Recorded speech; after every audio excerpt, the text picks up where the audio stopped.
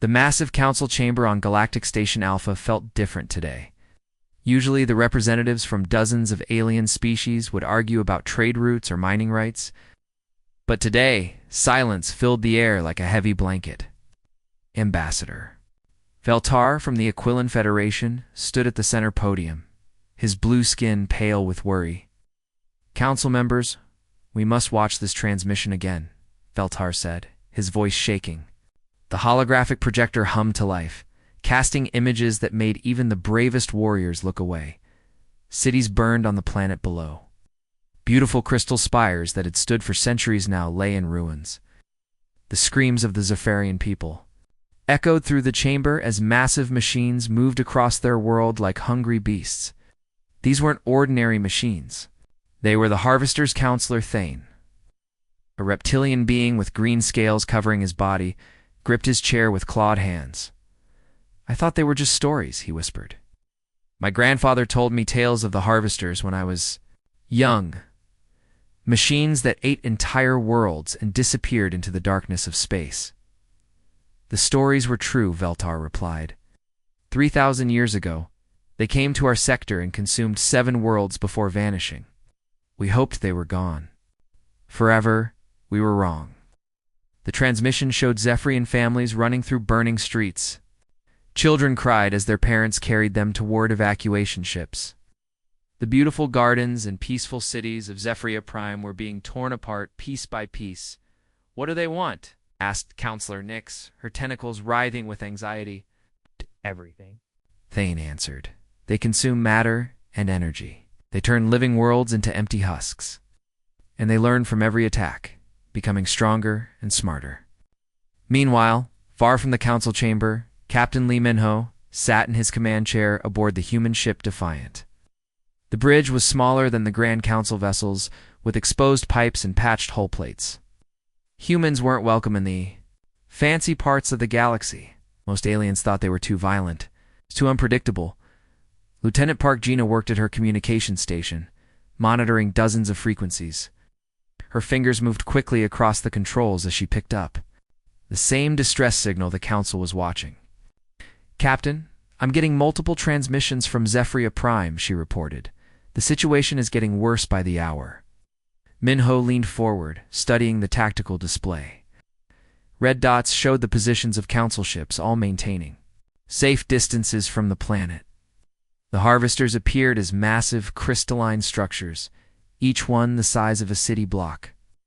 "Are the council ships responding to the distress calls?" Minho asked. Gina shook her head. "We're just watching, sir. Some ships are collecting data, but none are engaging the Harvesters." The captain felt anger rising in his chest. While politicians debated and committees formed subcommittees, innocent people were dying. This was exactly why humans had been banned from the Galactic Council in the first place. They acted when others talked. "Signal the engineering bay Minho. Ordered, tell them to prepare for combat operations." "Sir, we don't have authorization from Earth Command," warned his first officer. "Then we'll ask for forgiveness later," Minho replied. "Set course for Zephyria Prime. Maximum speed."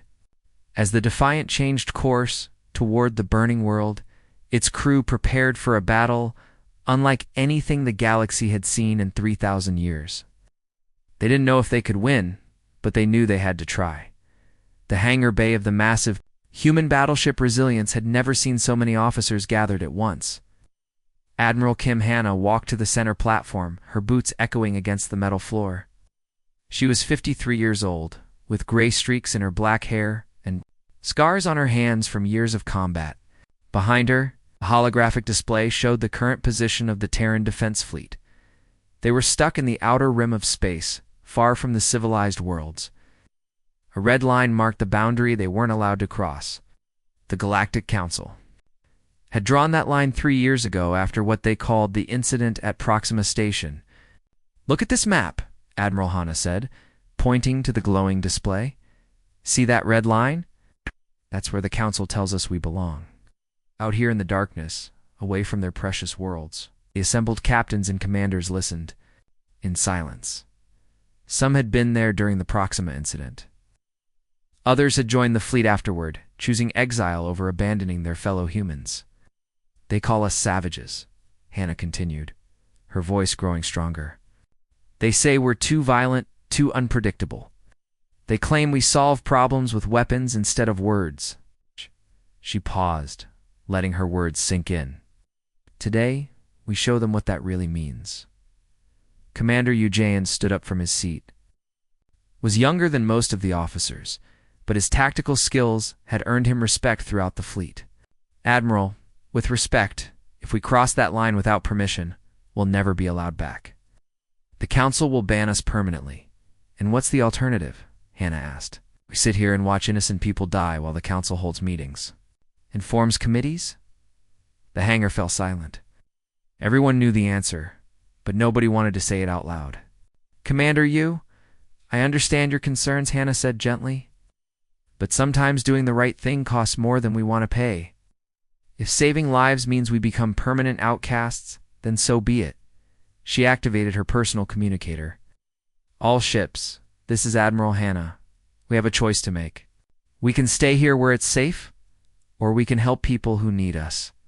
I know what my choice is. Captain Lee Dong-woo, of the destroyer Courage, was the first to respond. Admiral, the Courage is ready to follow you anywhere. One by one, the other. Ships joined in. 37 vessels, from massive battleships to small fighters. All volunteering to risk everything for strangers they'd never met. Meanwhile, on the surface of Zephyria Prime, the beautiful capital city was dying. The harvesters had arrived at dawn, their crystalline bodies gleaming in the morning sun.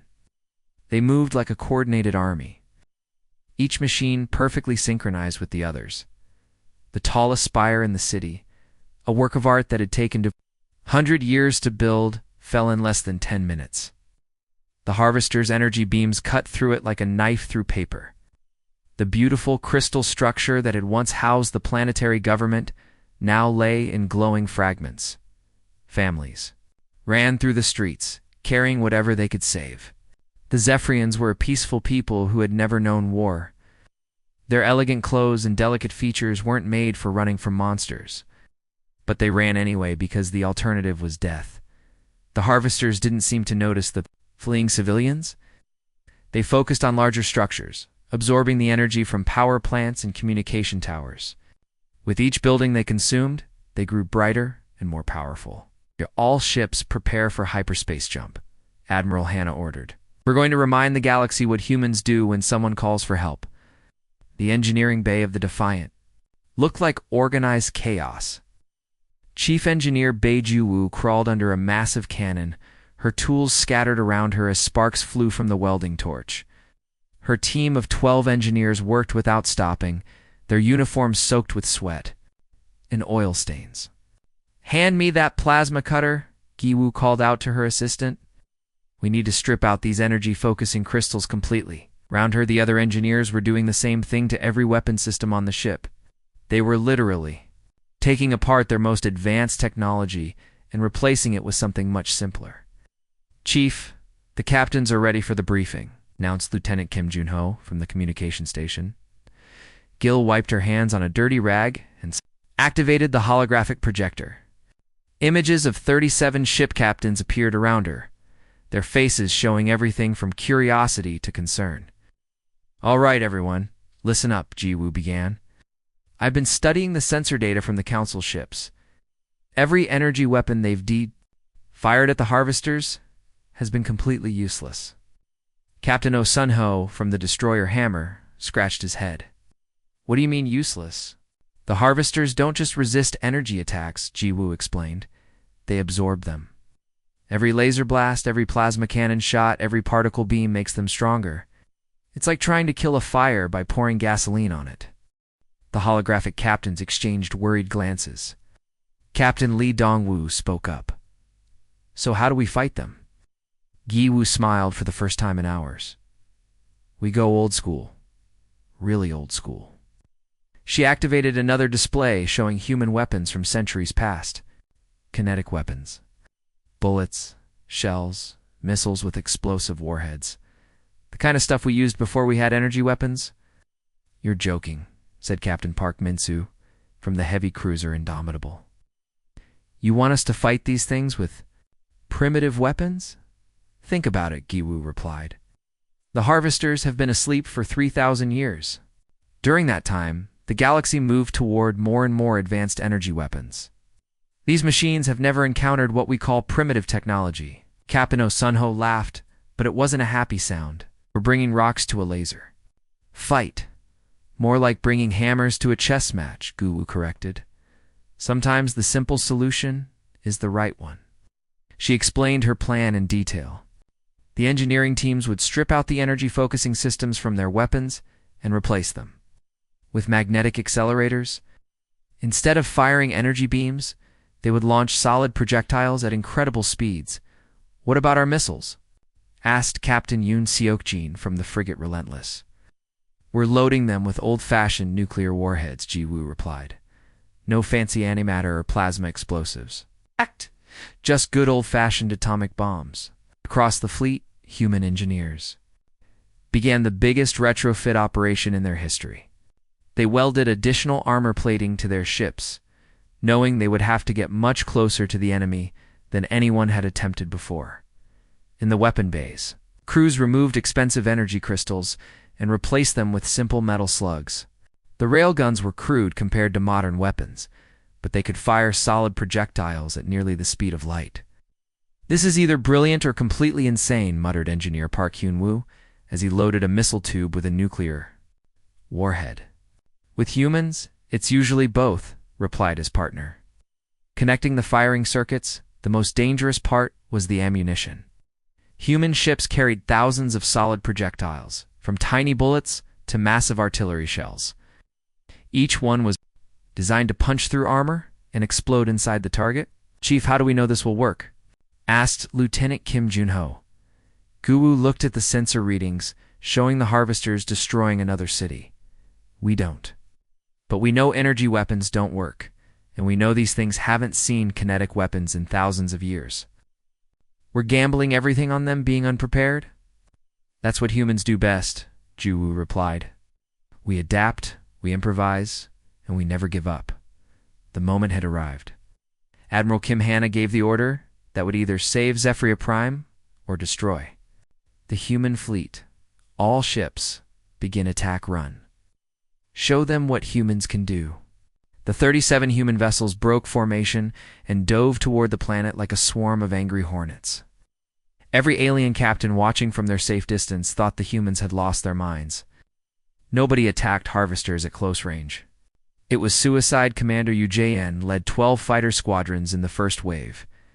His small ship Eagle 1 screamed through the atmosphere, its engines pushed to maximum power.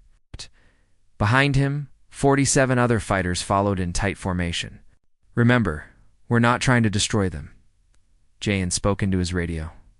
We're trying to learn how they work, find their weak spots. The first harvester came into view, a massive crystalline giant that stood 3 kilometers tall.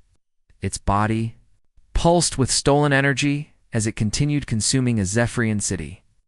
When it detected the approaching fighters, defensive shields activated around its body. Here we go, Jaeyeon muttered, and opened fire. The depleted uranium rounds from his modified guns struck the harvester's shield and passed right through. The ancient machine had never encountered solid projectiles before. Its shields were designed to absorb energy attacks, not stop physical objects. The bullets struck the creature's crystalline body and exploded on impact. Chunks of crystal flew in all directions as the harvester stumbled backward, confused by this new type of attack. It's working, shouted Lieutenant Lee Chan-woo from his fighter. The shields can't stop bullets. Target the joints where the limbs connect, Jayan ordered. Those look like weak points. The squadron dove between the harvester's massive legs, firing continuously. The creature tried to swat them like flies, but the human pilots were too fast and too unpredictable. They wove between its limbs, using the giant's own body as cover. Meanwhile, Captain Park Min-soo brought his heavy cruiser, Indomitable, into position above the largest harvester. The massive ship's hull groaned under the strain of atmospheric entry, but its reinforced armor held. Load all nuclear missiles, Min-soo ordered. Target the creature's center mass. Sir, that's awful close for nuclear weapons, warned his weapons officer. Then we better make sure our shields hold, Minsu replied grimly. The Indomitable fired 18 nuclear missiles in rapid succession. The Harvester's defensive systems detected the incoming weapons and tried to absorb their energy signatures. But nuclear explosions don't work like energy weapons. The first missile struck the creature's torso and detonated. The explosion sent shockwaves through the crystalline body, causing internal fractures. The Harvester's energy absorption systems tried to process the blast, but nuclear fire was too chaotic and violent. One after another, the missiles found their targets. The giant machine staggered as explosions rocked its body. Internal systems sparked and failed as the creature's own absorbed energy turned against it. "It's overloading," shouted the sensor officer. "The nuclear explosions are causing feedback in its energy systems." With a sound like breaking glass amplified a million times, the Harvester toppled forward. Its 3-kilometer body crashed in two. The ruins of the city it had been consuming, sending tremors through the ground for hundreds of kilometers. For the first time in 3,000 years, Harvester had fallen. "All ships, confirm target down." Admiral Hana's voice crackled over the radio. "One giant down, 4 more to go." The Council ships watching from orbit couldn't believe their sensors. The impossible had happened. The humans had not only survived contact with the Harvesters, they had actually destroyed one. "How is this possible?" whispered the Veltari captain. "Our greatest weapons could not even scratch them." But the celebration was short-lived. The remaining Harvesters began to change, their crystalline bodies adapting to this new threat. The real battle was just beginning. The celebration was short-lived. Within hours of the first Harvester's destruction, the remaining 4 giants began to change. Their crystalline bodies shifted and grew, sprouting new armor plates and defensive systems. The ancient machines were learning. "They're adapting faster than we expected," reported Chief Engineer Bei Jiwoo as she watched the sensor readings. The second Harvester just grew additional armor around its joint assemblies. Admiral Kim Hannah studied the tactical display from her command ship. "Then we adapt faster. Signal all ships. We're changing tactics." Lieutenant Song Haijin had been waiting for this moment. A specialist in covert operations, she had volunteered for the most dangerous job in the fleet. The big ships drew attention. Her small team would sneak behind enemy lines. "Admiral, requesting permission to begin Ghost Protocol," she said over the communication channel. "Granted, Lieutenant." Song Haijin's stealth ship Shadow Dancer was barely larger than a fighter, but it was packed with the most advanced cloaking technology humans had ever built. Along with 5 other covert operators, she descended toward the planet's surface. The Harvesters were massive, but their size worked against them. Between their enormous legs, small ships could move. Undetected, the giants were focused on large threats, not tiny gnats buzzing around their feet. "Remember, we're not trying to destroy them," Song Haijin whispered to her team as they approached the nearest Harvester. "We're planting charges on their power cores. Hit and run." The team slipped between the creature's legs like shadows. Each person carried a backpack full of specialized explosives designed to disrupt energy systems.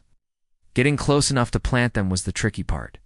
"These things think like computers," Song Haijin observed as she studied the Harvester's movement patterns. "They expect logical responses to logical problems, so we give them chaos instead." Her team split up and approached from different angles. When the Harvester's sensors detected one person, 2 others would attack from the opposite direction. While it focused on the new threat, the original attacker would plant an explosive charge and disappear.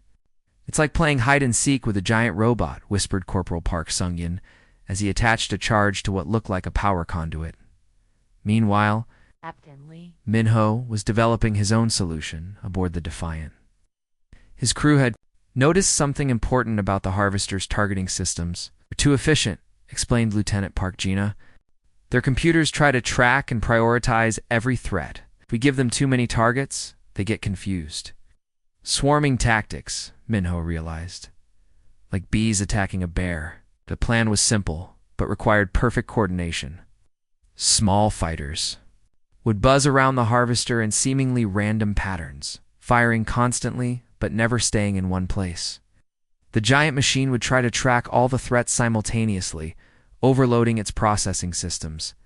All fighters begin swarming. Pattern Alpha, Minho ordered. Make yourselves as annoying as possible. 24 fighters descended on the second harvester like a cloud of angry insects. They fired from every direction, never following a predictable pattern. The ancient machine spun its massive body, trying to target the small ships, but there. Were too many moving too fast? It's working, shouted Commander Yu-Jayan from his fighter. The big guy can't lock onto us. While the fighters kept the harvester distracted, the heavy cruiser Indomitable moved into position. Captain Park Min-soo waited until the giant machine was completely focused on the swarming fighters before firing every weapon he had. The nuclear missiles struck the confused harvester from behind. Without its adaptive shields properly positioned, the creature took the full force of the explosions. Its crystalline body cracked and shattered as internal systems overloaded.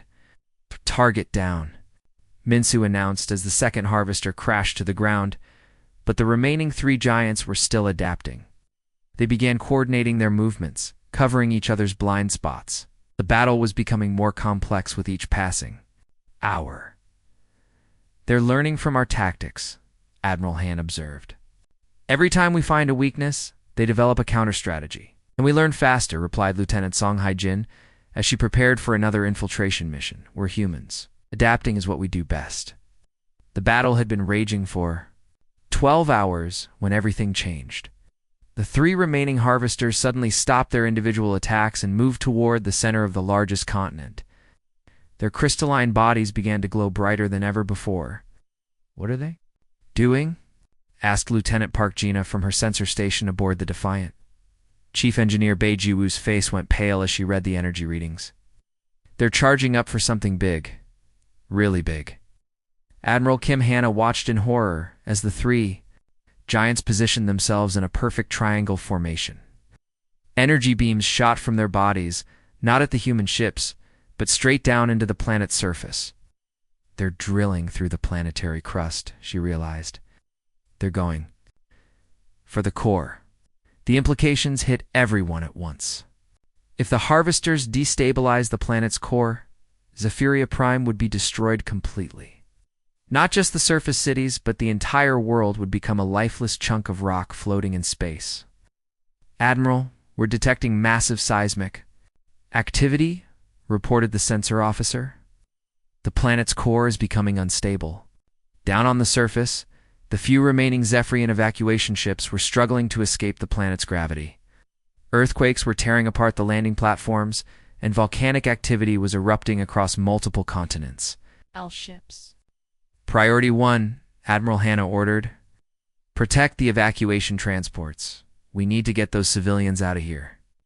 The human fleet moved to shield the fleeing refugee ships, but the harvesters were no longer interested in individual targets.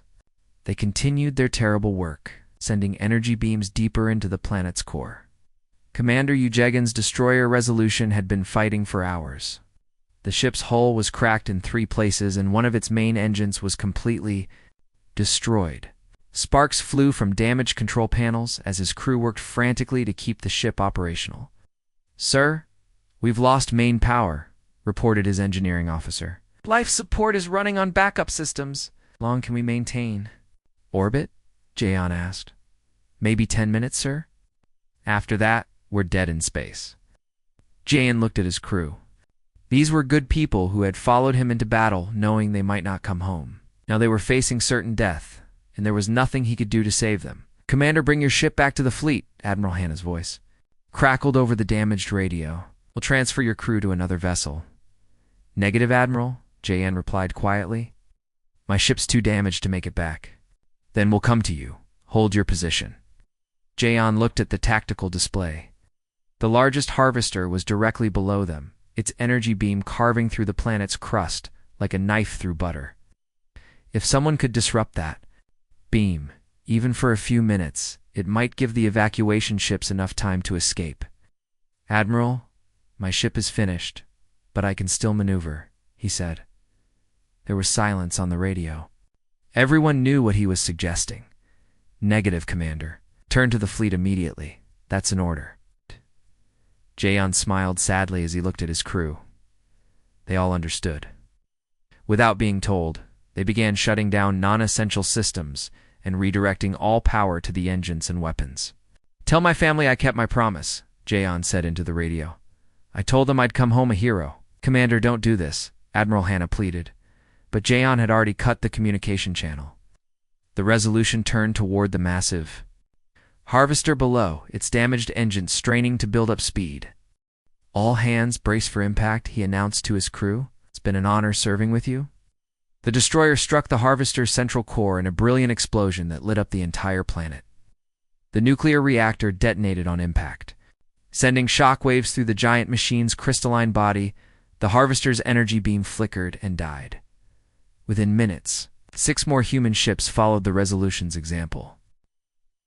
Captains Lee Dongwoo, Park Minsu, and 4 others turned their damaged vessels into guided missiles, sacrificing themselves to disrupt the remaining Harvesters. Planetary destruction beams. Each explosion bought precious time for the evacuation. Ships to escape. Thousands of Zephyrian civilians owed their lives to crews who would never see home again. 7 ships down, Admiral Hannah whispered, tears streaming down her face. 7 crews gone. Their sacrifice had worked. The planetary sterilization protocol was disrupted, and the remaining Harvesters were damaged and confused. The battle was far from over, but hope remained. The sacrifices had bought them time. But Engineer Bei Jiwoo knew they were still losing. The war. 2 damaged Harvesters remained active, and they were adapting faster than ever. She stood in the wreckage of the first Harvester that had fallen, her team working frantically to understand the alien technology. "Chief, this is incredible," said Lieutenant Kim Jun-ho, running his scanner over a section of crystalline circuitry. "These things are connected to each other through some kind of quantum network." Gui wiped sweat from her forehead as she studied the readings. The inside of the fallen Harvester was like a massive computer with energy conduits running through every surface. But, more importantly, she could see communication nodes that linked this machine to the others. They're not just individual machines, she realized. They're parts of a bigger system, like fingers on a hand. Her team had been working for 6 hours, taking apart the alien technology while the battle raged overhead. Ground would shake as explosions echoed across the planet's surface. "Chief, I think I found something," called out Engineer Park Hyunwoo from deeper inside the wreckage. "There's a central processing unit here, but it's not just for this machine. It's connected to all of them." Gi-woo crawled through the twisted metal and crystal to reach him. What she saw made her heart race. A massive data core, still partially active, showing the network connections between all the Harvesters. "If we can access this network," she whispered, "we might be able to shut them all down at once." She activated her emergency communicator. "Admiral Hannah, this is Ji-woo. I need to speak with you immediately." Minutes later, Admiral Hannah's hologram appeared in the wreckage. "What have you found, Chief?" "The Harvesters share a collective consciousness," Ji-woo explained quickly. "They're all connected through a quantum network. If we can overload the central processing core, the entire swarm will shut down." "What do you need?" "Every ship we have, and a lot of luck," Ji-woo replied. "We need to create a feedback pulse strong enough to overload their network, but we'll have to coordinate perfectly." The plan was dangerous and required split-second timing. The remaining human ships would position themselves around the 2 active Harvesters and fire simultaneously. But instead of using conventional weapons, they would use the Harvester's own energy distribution network against it. "We're going to turn their greatest strength into their weakness," Ji-woo explained to the assembled captains via hologram. "Their network allows them to share information instantly. But if we flood that network with too much data, it'll crash like an overloaded computer." Captain Lee Min-ho listened from the bridge of the Defiant. His ship had taken heavy damage, but it was still operational. "How do we generate enough feedback to crash their system?" "We use their own absorbed energy," Ji-woo said. "Every time they've absorbed our energy weapons, they've stored that power. We're going to force them to release it all at once." The final assault began at dawn. 23 remaining human ships positioned themselves in a precise formation. Around the two harvesters, each ship carried specially modified transmitters that Ji-Woo's team had built using captured harvester technology.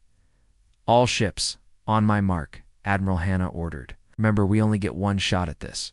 The harvesters detected the approaching ships and began charging their weapons. But the humans weren't attacking with conventional weapons this time. Mark.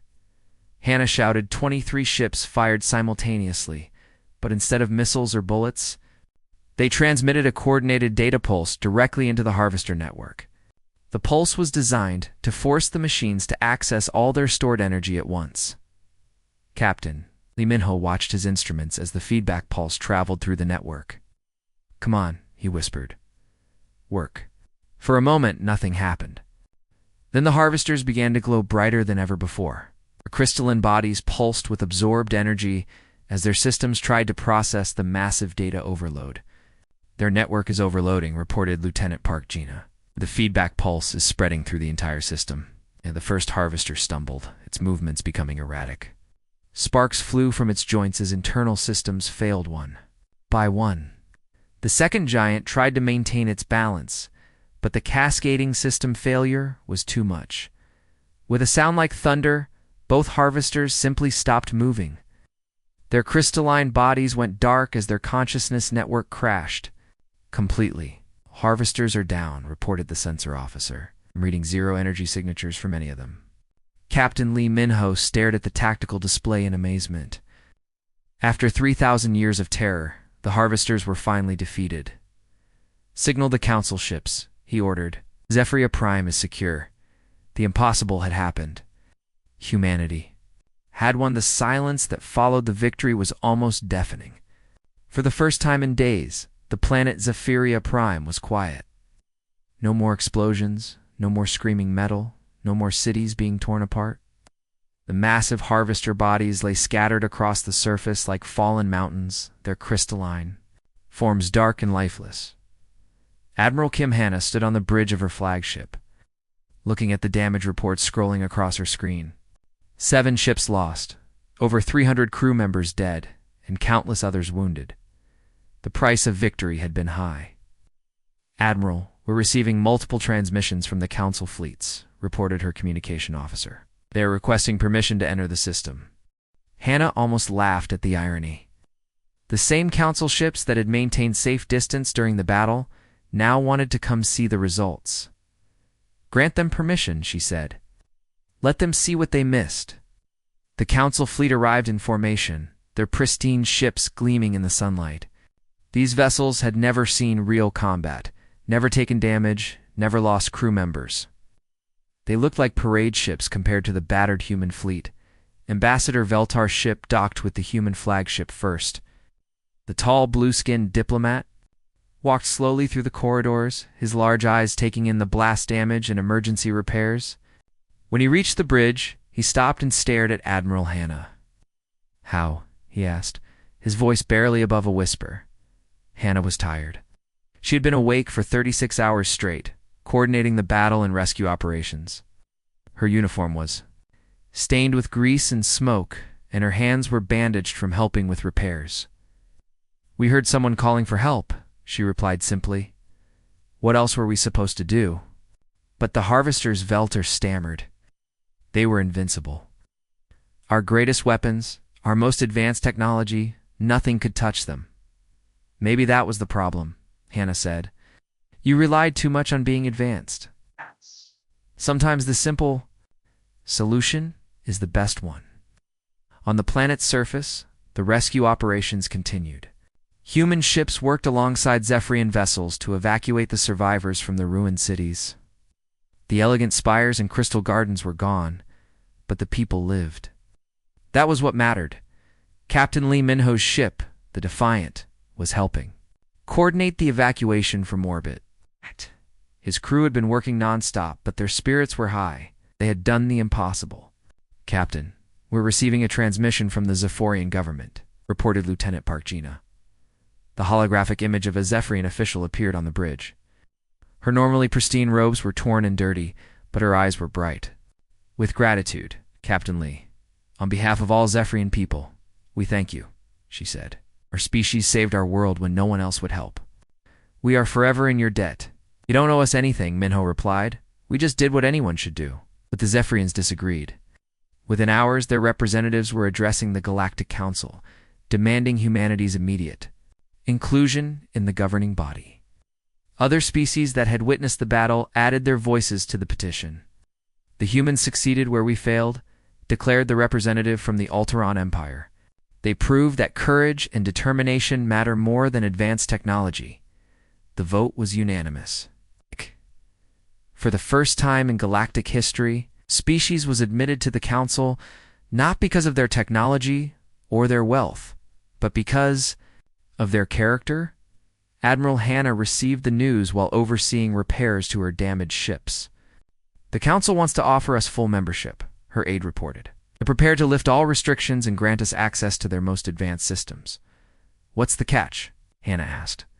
"No catch, Admiral. They want us to become part of their defense force, to help protect other worlds from threats they can't handle." Lieutenant Park Gina looked up from her sensor station on the Defiant. "Captain, we're receiving multiple distress signals from across the galaxy. It seems word has spread about what we did here." Minho studied the star charts showing the locations of the calls for help. Pirates, rogue, artificial intelligences, ancient, weapons, systems, and other threats that the Council had been ignoring or avoiding. "Where to next, Captain?" Gina asked. Minho smiled as he looked at the stars. The galaxy suddenly seemed less hostile and more like a place where humans belonged. "Wherever we're needed," he replied. "The galaxy's bigger than we thought, and apparently so are we." In the depths of space, other distress signals waited to be answered, and humanity was listening.